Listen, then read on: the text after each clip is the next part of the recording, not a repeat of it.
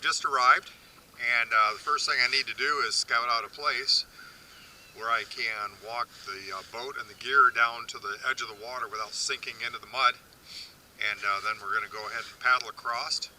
The goal for the day is to find an alternate primitive campsite. So I would like to get up on a hilltop so that we've got the sunset as well as the sunrise. Let me take you down to the shoreline and show you what I'm talking about and why we're not going to be using the boat ramp today. Yeah, here we are at the boat dock. Here's the boat dock. And normally that would have about halfway down to be covered with water. As you can see, the water is very, very low. The Department of Natural Resources purposefully has lowered the lake level by about 10 feet. Their intent is to get rid of some invasive shoreline plants. So I'm going to walk down to the shoreline here very carefully, try to find a place where the ground is not pure mud and fairly stable, so I can bring the boat all the way down to the water's edge, load the gear, and push off. So it looks like I may be able to do it right there at that knob. We'll take a walk down there and see. Now this is a pretty good spot here. It's got some sticks already down, and so it's muddy for about the last 5 feet. I was actually able to stand in it and only sink about an inch, but I was very, very careful placing my feet. So I will employ the use of those sticks when I have the boat in gear, and that'll keep most of the mud off my shoes and prevent me from sinking at all.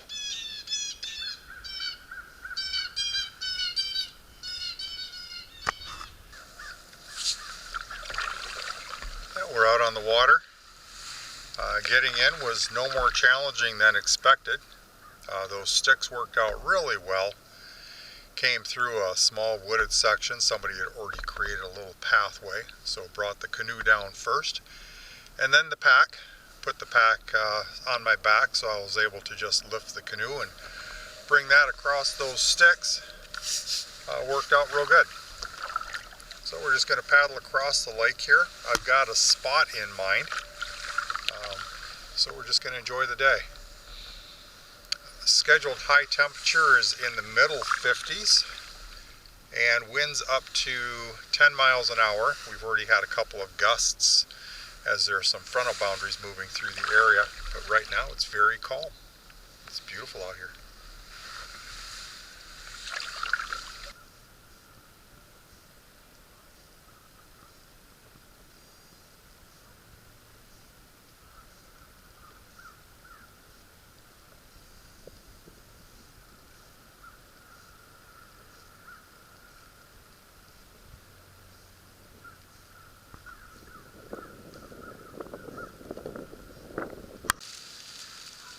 Arrived at a potential site. It's got a hilltop, and I'm on the western edge entry. So it actually, what direction is that? It's east. So I'm on the southwest shoreline entry point to this potential campsite. Two things I like about it. One, there is a hilltop. It's probably 150 to 250 yards up, and I'm already about 30 or 40 feet up. It's got pine and cedar trees mixed in with the hardwoods, so it looks like it's a potential site. We're going to go explore it and see what we come up with.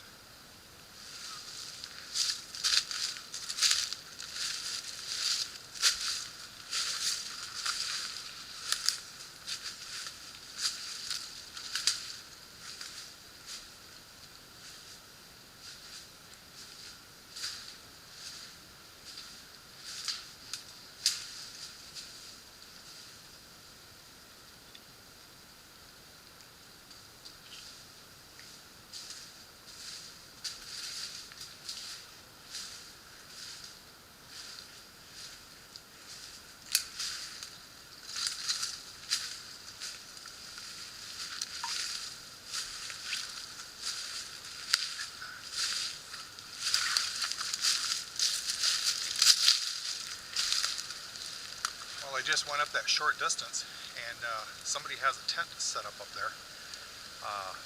It's gray and blue, blends right in. So I'm going to carefully approach what appears to be a campsite, see if there's anybody there. I don't want to surprise them or disturb them. But if that's the case, then it may prove out that this is a viable site. So don't want to camp on top of them. I'll probably go significantly higher. They're only up about 80 yards, and I'm certainly willing to go up to 300 yards. So I'll grab the camera here and we'll go explore together. And let me give you a reference. So at Lakeshore, center screen is where I came in at.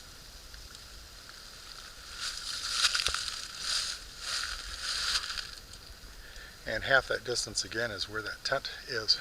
So I'm going to call out, see if anyone's up there. Hello? Anybody in? Hello?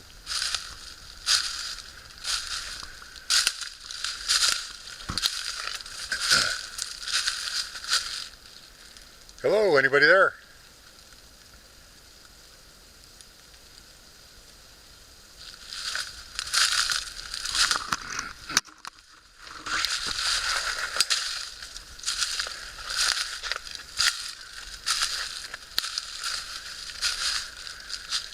Hello, anybody there?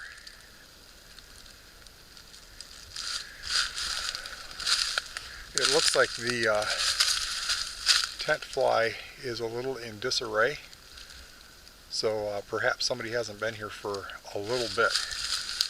Alright, we'll go on up to it.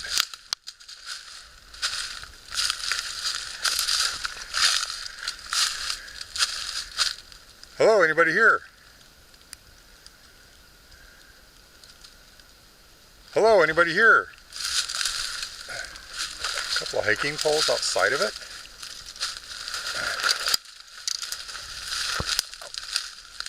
Got myself stuck on a thorn plant. Hang on. There she goes. That's going to leave a mark. Hey, anybody in? Hello? Anybody here?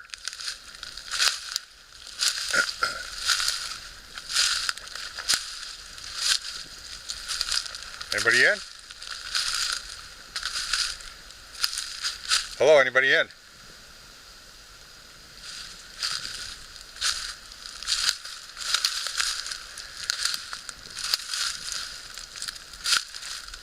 I'm going to use the camera as my viewer. See if anyone's in here. Hello?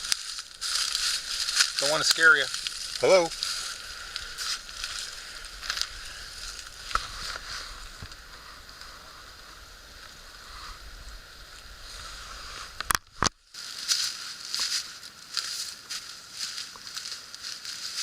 Well, nobody's in the tent, and you can hear that. That tent material is very, very brittle now, so this tent has been here for a substantial period of time, perhaps through the winter months, December, January, February. I doubt if it's been out here longer than that, but it's got some very significant weather wear to it. There is a trekking pole here, just one, so that's kind of unique, but it indicates that whoever came out here by foot, not by boat. And it's an indicator. It's possible they came out by boat and something happened and they decided that they just couldn't stay anymore. They needed to get out, and they needed to get out fast, so they took the minimum gear, left their tent, probably best intention to come back, and the weather changed, and well, they just never made it out here again. There is a fire pit right here. There are some great trees. I'm going to have to measure their distances and see if they're great for the potential for hammock camping. This is an ideal site. Sunset would occur right over there. Sunrise occurs over there, so you get the full day of sunlight. I like the forested area. It's got several fairly flat spots for tent camping. I think this is a new primitive campsite.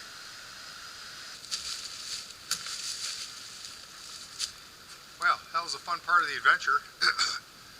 So I scouted up a little ways, and another probably 80 yards. So it'll be about 150 plus yards from the shoreline, where I found another alternate campsite. Came back down this way and just made the decision, look, and I'm going to pack this stuff up for whomever left it. Every indicator is that this has been here at least 3 months, possibly longer. All of the leaf litter, the pine needles and all that was on top of the lower 1.5 inches of the tent assembly. The pegs were rusted. There were actually 2 rain ponchos in the tent itself. I folded those up. There's a purple one. This is a child's size. And then there's a green one, which is an adult size. So indicators are whoever was here packed up and left very quickly. They left a piece of 550 cord over on this other tree here. It was not burned on the ends, it was cut. There's another piece on another tree over there, and it also was cut, which indicates that they left in a hurry. Makes sense that they didn't take the tent with them. They could have been camping with a young person. That person just could not fall asleep and got to the point of, you know what, we need to go back home. Unfortunately, they didn't come back out, but everything's packed up for them. In the event that they do come back out, I've got it hung so the normal entryway from the water, they'll be able to see the tag, which is off color from the trees. So we're just going to leave it hung up here on the tree. It is hung up for 2 reasons. 1, visibility, and 2, because there's supposed to be rain for the next 2 days. So it's all set for them, and if they come back, they do. If they don't, the next time I come out in a couple of weeks, I'll go ahead and bring it back in to my place, get it all cleaned up, and find a new owner for it.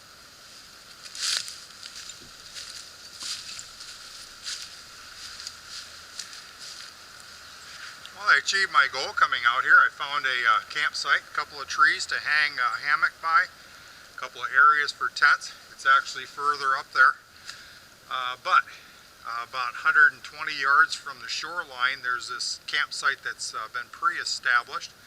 Took that tent down, put that up there on the tree. I'm going to use the campfire ring they've already built and clear this out, collect up some wood. I brought some dehydrated spaghetti, water, coffee, candy bar. I'm going to have lunch.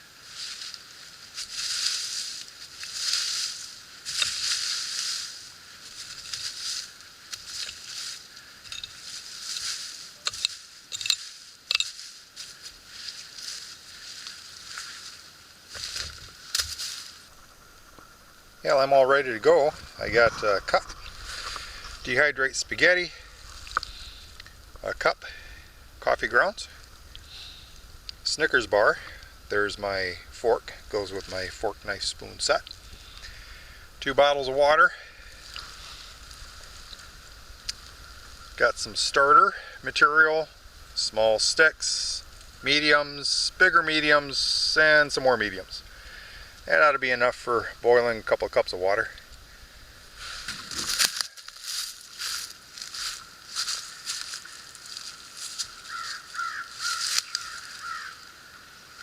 Here's a cotton ball with petroleum jelly on it.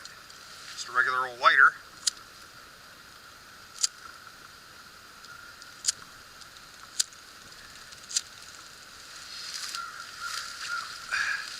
See, we got some wind going on here. There we go.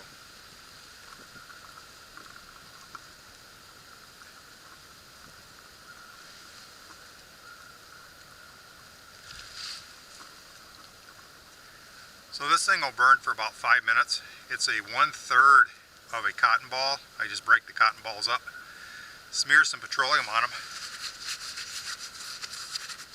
and they're a great fire starter. Super reliable.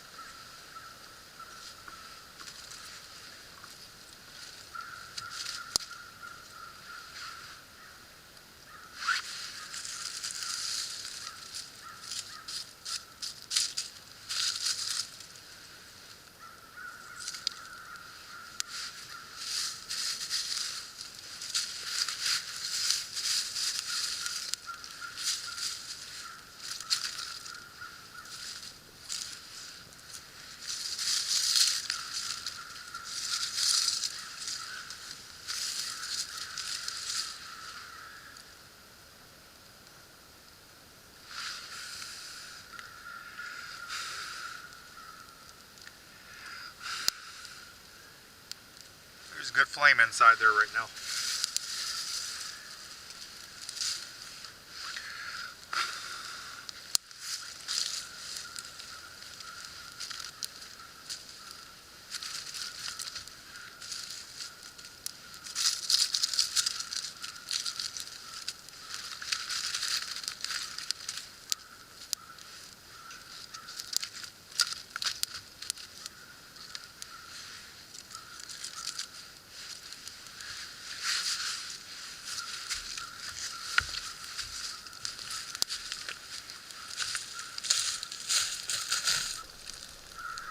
Yeah, fire's got a good start. I got some of those larger mediums on there. Get a little coal bed going, and then I'll spread those logs out just a little bit and put my 2 cups on there. So cup number 1, water and dehydrated spaghetti, just soaking for a minute. Number 2 has water and coffee grounds in it. So yeah, you can actually throw regular coffee grounds in a cup of water, heat it up. If you drink it slow, those grounds will stay at the bottom, and it tastes delicious. It's called cowboy coffee. And I've got both my pots nestled up against the coals of the fire, and they're downwind from the actual fire, so that heat will transfer right into those cups. In about 10 minutes, I'll enjoy some nice warm spaghetti, tastes like home, and a nice cup of home brewed coffee.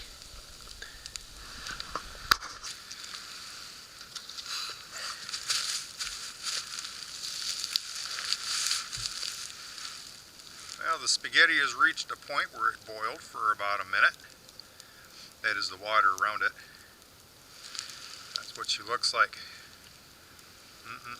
It's actually a little bit too hot to eat right now, but that's okay. It's fully rehydrated, and the coffee is doing great. It's almost to a boil. Be a really nice lunch.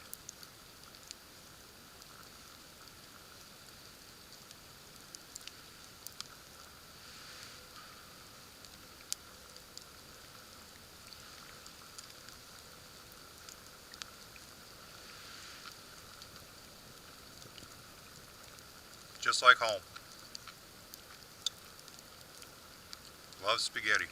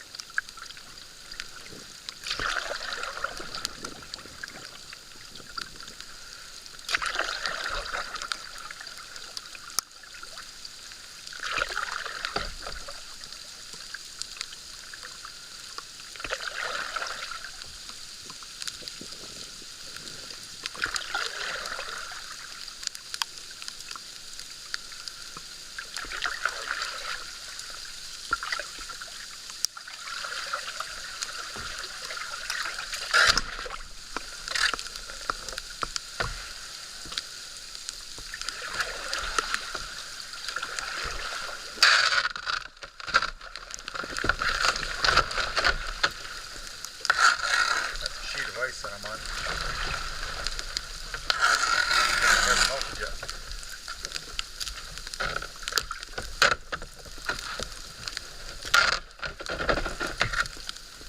I'm able to slip by it though.